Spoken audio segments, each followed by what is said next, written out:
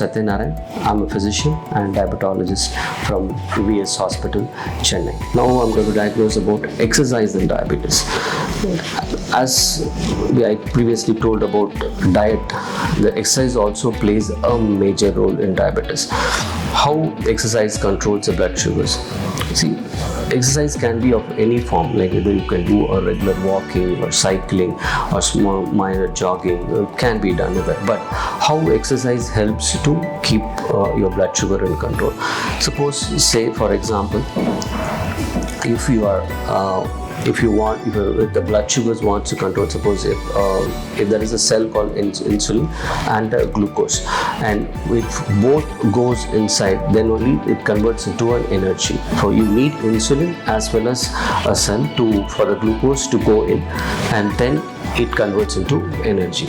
In patients who having type 2 diabetes patients, their insulin levels are much less.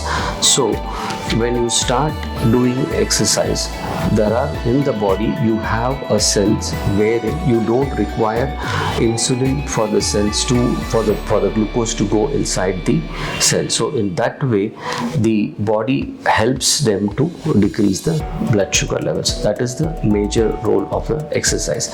Exercise can be of any form, like walking.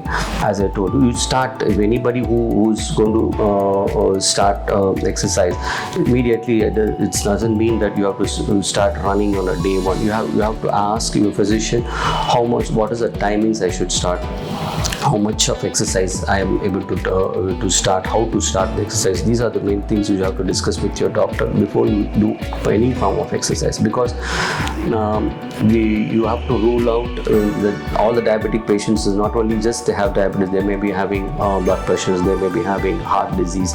For each they have a limitation. So you have to discuss with your physician, whomever you are consulting, before you start them on any exercises.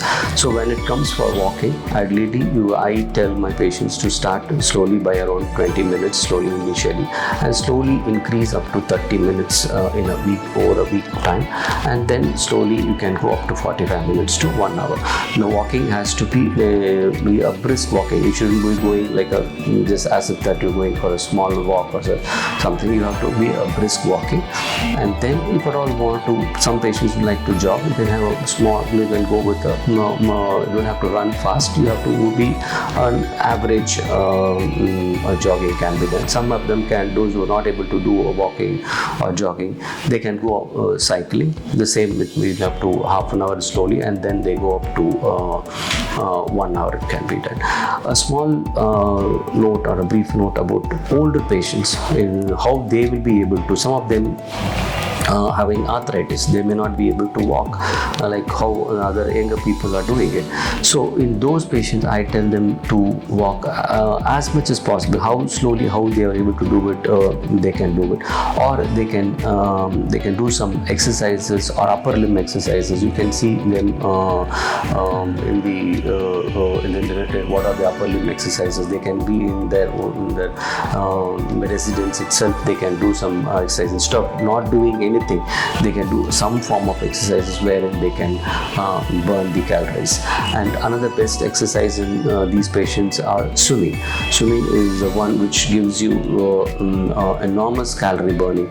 For all you know, for swimming at least for 5 times in a week, if you can swim for at least half an hour to 45 minutes, it burns enough calories, and it will give you enough stamina, and your blood sugars will be under control.